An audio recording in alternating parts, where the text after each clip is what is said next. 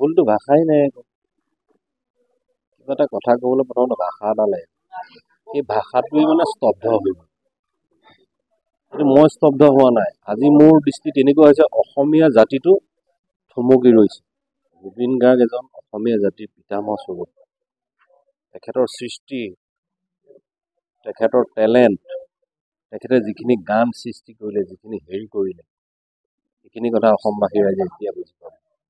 এজন পিতামহ স্বৰূপ ব্যক্তিক আমি পুৰুষ একজন মহাপুৰুষক আমি আজি হেৰুৱালো।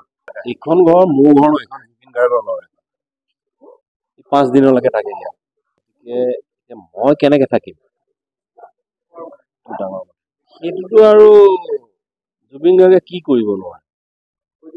জুবিন গাৰ্গ এজন ৰক ষ্টাৰ, এজন সত্ৰীয়া ষ্টাৰো হয় তেখেতে শিৰোমণি থৈয়েদি অসমবাসী ৰাইজক দেখুৱাই দিলে যে এনেকেও পাৰি। মিউজিক কাক কয় অসমবাসীক শিকাইছিল জুবিন গাৰ্গে।